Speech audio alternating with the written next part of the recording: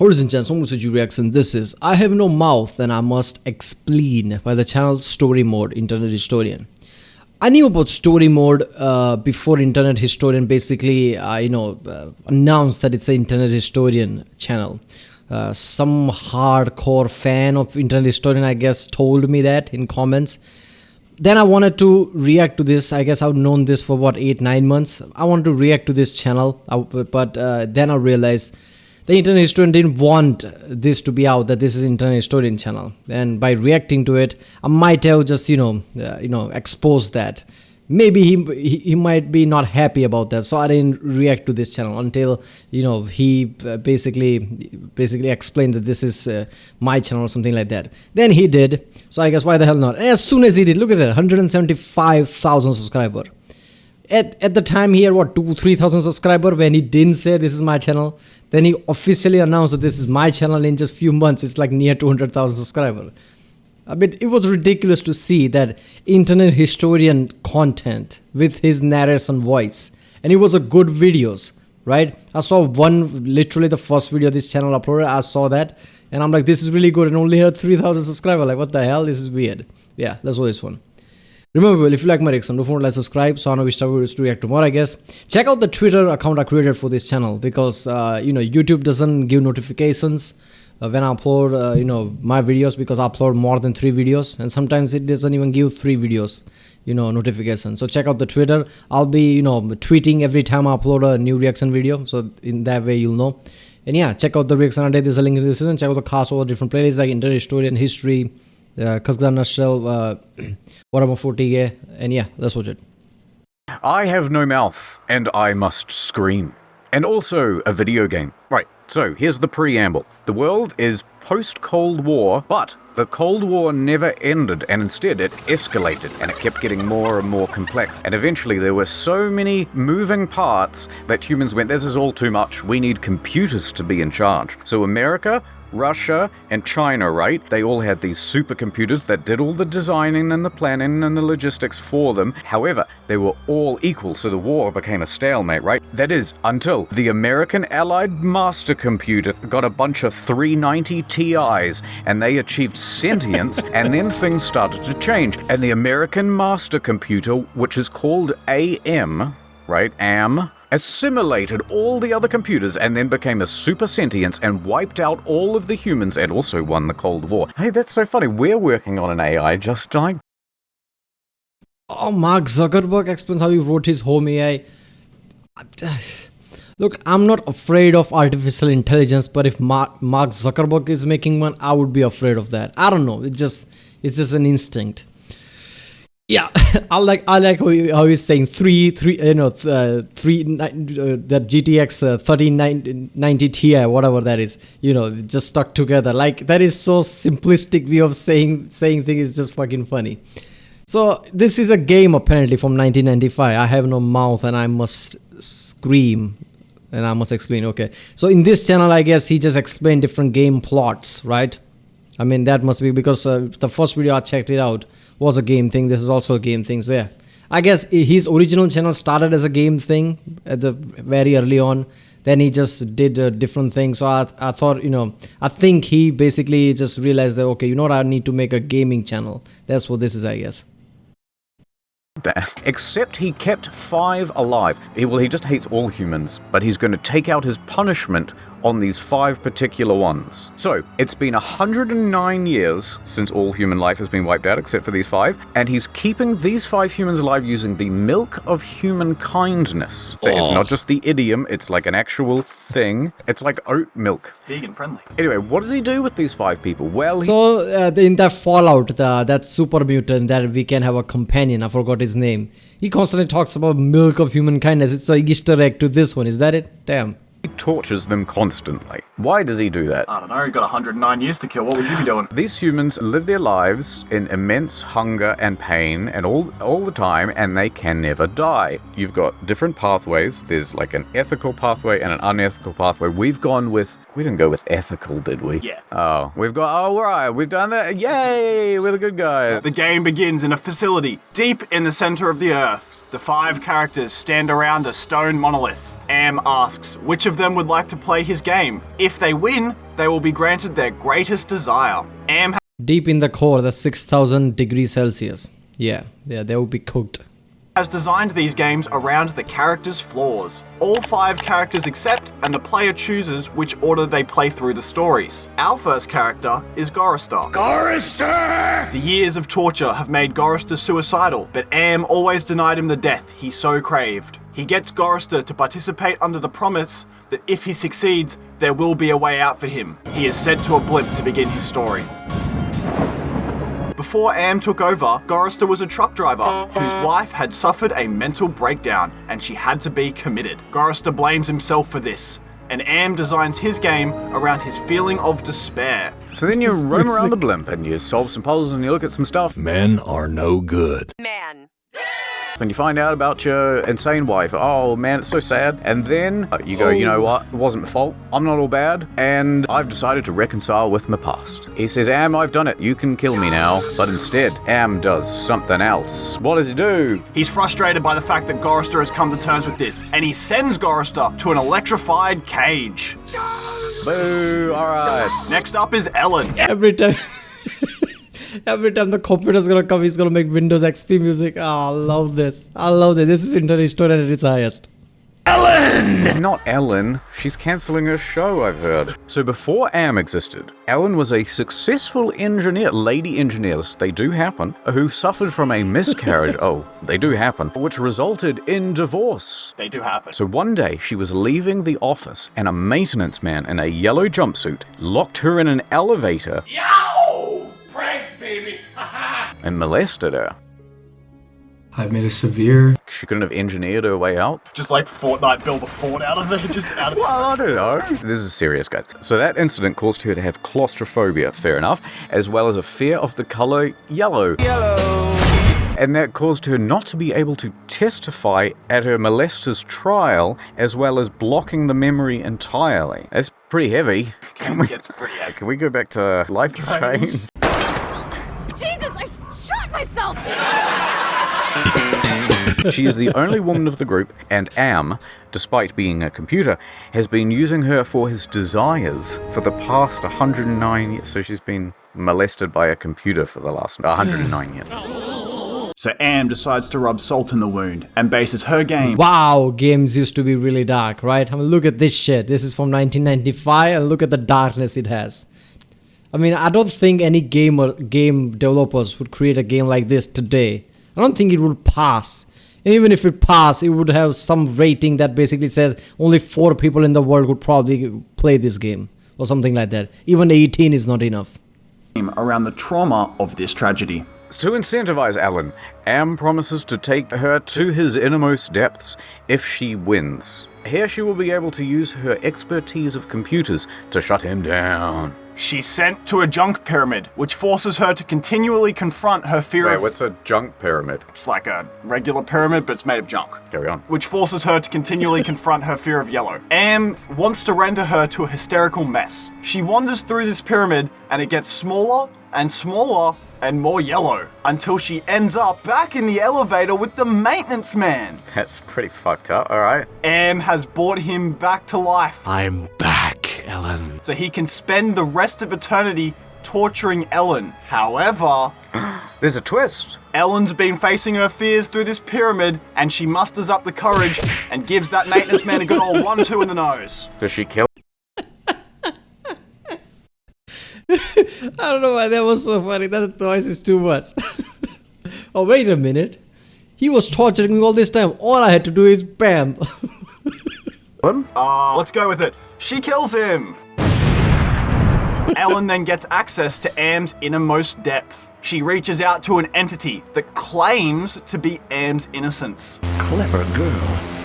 You've loosened my tongue. Ellen learns much about Am, and then she activates the Chaos Trebler. But when she does, Am gets mad. Enough of this turgid passion play. And pulls her out and puts her in a yellow box with a door that moves RTX 3090, this is too much, man.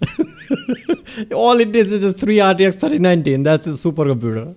continuously threatening to seal her in.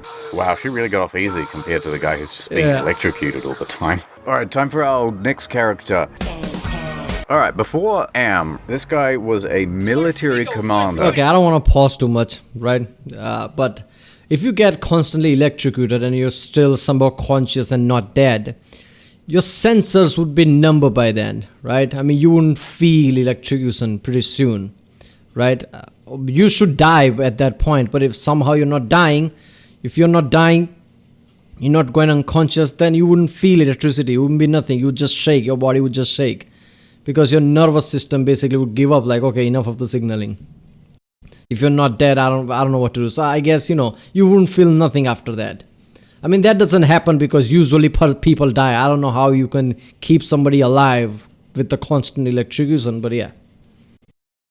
Renowned for his cruelty. Ooh. And he was cruel to the enemy as well as his own men. Tough love. And his game revolves around empathy. Benzo's torture up until this point has been probably the most traumatic. Am turns him from a handsome guy into an ape with crippled legs. But Am says, hey, if you participate in this game, I will restore your intelligence and I'll give you something to eat as well. What happens next, Jeff? Benzo's game starts with him falling down a staircase because of his legs. Am, you son of a bitch! And then heading towards a nearby tribe. Am made this game as he assumed he would fall into his bestial desires and show no empathy. Friggin' welfare parasites. However, Ben makes ethical choices when talking to a mother and a child, which teaches him that he can be empathetic. This experience leads to him getting forgiveness from his allies he killed in the military. Oh, I forgive you. Just come up from the grave, I forgive you, and then just pop back down. Oh, no problem, bro. Water under the bridge, I guess. Benzo then refuses to let a child be sacrificed to Am and takes his place instead, which displeases Am.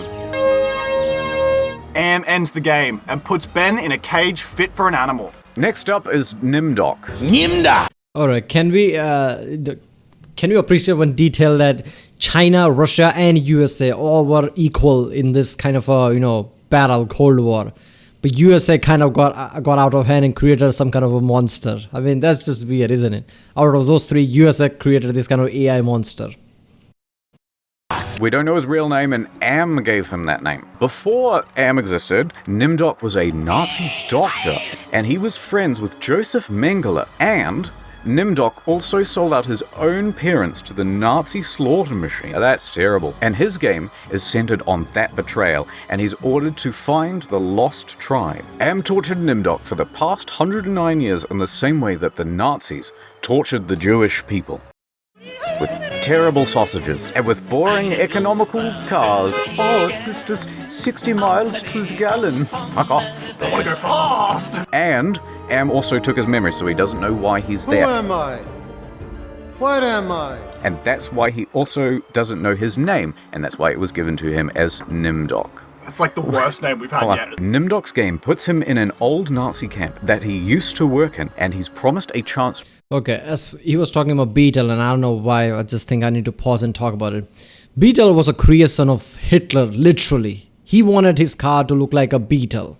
So, Porsche basically designed Beetle.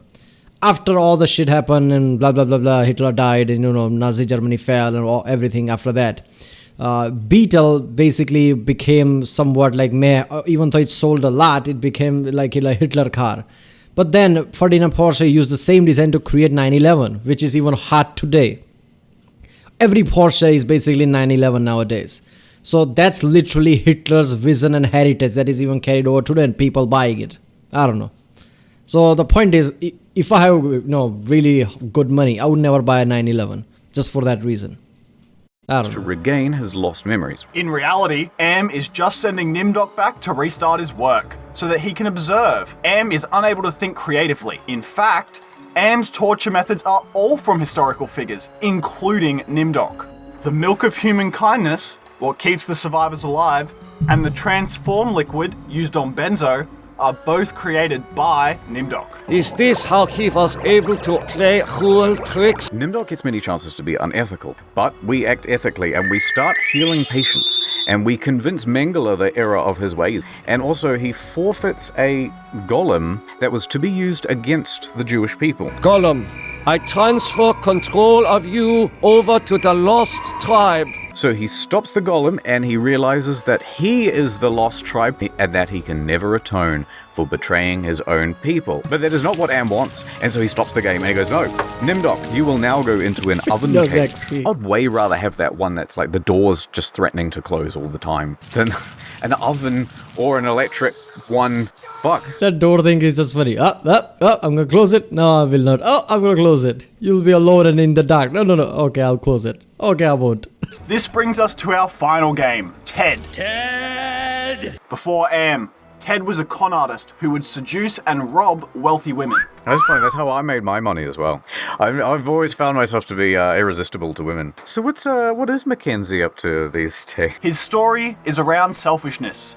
Am tortured Ted through his pride for all these years, making him into a paranoid mess. Ted agrees to play the game on the promise of returning to the surface. Ted is transported to a cliff with an octagonal-shaped building. He goes into the building and is transported to the front of a medieval castle. What sort of intrigue is Am plotting this time? Ted has an affinity for the stories of noble knights, and Am has used this inspiration for his game. And so Am wants to see Ted fall prey to his many vices and indulge in debauchery. So apparently Ted and Ellen are dating? Or he loves her or something, and only Am knows. Anyway, Am gives Ted some opportunities to betray his love to Ellen. He gives him chances to cheat on Ellen, and he also gives him the opportunity to sell Ellen's soul for safe passage to the surface. However, if the player made ethical choices, he will be able to use his con artist skills to trick the devil, alright? And forgo his claim on Ellen's soul. Oh, Ellen. I love the dancing intros and shit. I like how you bought that ranch and then sold it and then immediately bought it again at a $3 million loss. It was really weird. Anyway, a tax thing? I don't know. Anyway, a demon... Okay, yeah. I don't know much about what happened with Alan, but isn't Alan some kind of a monster? That she basically mistreated his staff or something like that, and she was just pretending to be all nice and shit. I don't know. From the start, I felt like Ellen was a bit too much, right? Everybody's like, Ellen. I knew that something's gonna be dark. Some dark thing is gonna come out.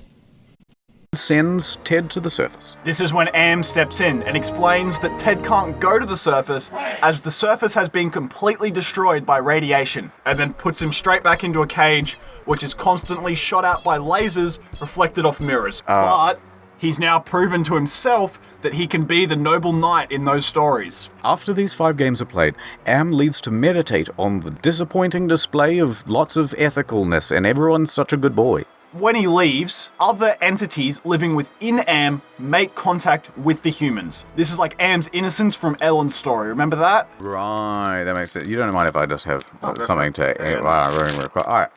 Thanks, Jeff. These entities offer the humans the opportunity to go into Am's mind to destroy him. And the first off to go is Nimdok. And we send him because Nimdok instinctively knows the password to Am's workstation once he's in his head. Interesting. Which is 1945. This is because Nimdok's past holds great significance to Am. Nimdok uses the workstation to probe Am's mind and discovers he has sensitive information on all 5 prisoners. Some information Am doesn't have is given to Nimdok by Zergut. So M has a Windows XP music, but his Windows is apparently Windows 10. Zergut is the demon Ted got to send him to the surface. According to Zergut, there are still 750 humans alive on the moon in cryogenic sleep. To the moon! This makes shutting down Am more important than ever, as now there is an actual chance for humans to repopulate the Earth. Suddenly, Zergut's programming gets destroyed by the Chinese and Russian supercomputers. Wow, twist. This is who allowed the survivors access into Am. So that's how they got in here. It was the Chinese and Russian supercomputers. They're the entities that were talking to them from outside. The Chinese and Russian supercomputers urged Nimdok to shut down Am's ego, but only the ego, not anything else. And this part does rely on a bit of Freudian psychology revolving around the id, ego, and superego. So id is like your animalistic instincts, and then your ego is like your sense of self, and then your superego is like the meta on the self. So the id is bad, the superego is good, that's like long-term planning and shit, and then ego is the one that sort of balances it all out, and that's life, man. That's a quote by Mark Zuckerberg. If the player shuts down the ego and nothing else, the If Russian it's a quote by Mark Zuckerberg, then we should avoid it, I guess. and Chinese supercomputers will be able to take over, and they then just turn the player into a mushy looking sack thing rather than freeing them. So the player has to go and shut down all 3 frames of mind, starting with the id, which, as we discussed, is the base desire. Am's id is revolved around torturing humans, which is why he has kept the 5 alive for so long. His id does not allow him to rid the world of humans completely, and that's why there has been no development in the past 100 years, because despite Am having godlike powers, his id dictates that he must torture humans. Oh, that's quite good. Yeah, I like that. You defeat the id by showing it compassion. Showing compassion to this hate-filled entity shows that it will always be in more pain than it can ever cause humans. This realization forces the id to shut itself down. It's like when you're punching someone in the face and you know what? You're really punching yourself. This is hurting you a lot more than it's hurting me. My dentist would disagree. So ego's next. I always keep mine in check. Ego is logical, right? And it's the decider between the id and the super ego. So the ego is completely logical, and it kills humans for logical reasons, and he ain't just doing it for emotion. So you destroy the ego by showing it forgiveness, and then that makes the ego all shocked. It's, oh, how can you forgive me after I've tortured you for 109 years? And it sees its role as kind of pointless, and it goes, you know, I'm shutting down. I fucked up. Lastly, we have the super ego, and its role is to act as a moral consciousness, which is basically the opposite of the id. Now, the super ego of Am is sort of programmed that it sees humans as evil, and they're therefore killing them is a moral good. To shut it down, the survivors must show it the laws of entropy and how things break down over time and disorder increases. It all doesn't matter anyway, Am. Everything's gonna fall apart in the end, so why are you doing all this stuff? And Am goes, hey, that's a good point. And so my superego, it will be irrelevant once I am dead, and that is unavoidable. So therefore I must shut down. Right, so once you've done this, whichever survivor you have left will win the game. And we have Ellen. Play the music. And Ellen confronts the Russian, Chinese, and Am supercomputers. The Russian and Chinese computers tell Am there's no need to purge us, as there's enough room in here for all of us, and also there's some humans on the moon. Am revels in the idea that he will get to torture more humans. So Am goes, oh, wait a minute, maybe I don't have to destroy these Russian and Chinese supercomputers, and I cannot believe that there's 750 new candidates to torture. Then Ellen uses the totem of entropy to kill all 3 computers. Just sort of pops up. What? I couldn't find where she actually picks up. As Am dies, he says, "You'll never kill me, and I am the evolution of mankind, and I will just come back." Oh my god. Pretty daunting. And then the survivor is left to oversee the computers during the terraforming of Earth and wait for the other humans to arrive from the moon. And then we fade out and we see a tombstone with all 5 characters' names. So the happy ending is they got to die in the end. It was sort of meant to be this bleak outlook on the future. Oh, it sounds like a kind of utopia to me. I think the future looks great. How do we get started on this, Am? Only First of all, Alan dies too? I don't know. That was a weird game, but what the fuck? This is one of the best internet historian videos I've seen in a while. All his jokes are on point. I guess he made this video when this channel wasn't famous. I guess when his channel gets more famous, he has to, I guess, you know, slow down with certain jokes. But in this, he was just awesome. All the jokes he made was just perfect, especially the Windows theme that every time he was playing. Every time I am up here with Windows XP music, that was just perfection. Alright people, that was I Have No Mouth and I Must Expleen by the Internet Historian Story Mode. If you like my reaction, don't forget to like and subscribe so I know if I should react more story mode videos or not. Comment down which next video you want me to react to. Check out the Twitter, you know, and follow me on Twitter, I guess, so you'll know when I upload next reaction video. And you know, yeah, check out the cards, check out the end cards, and I'll see you next time.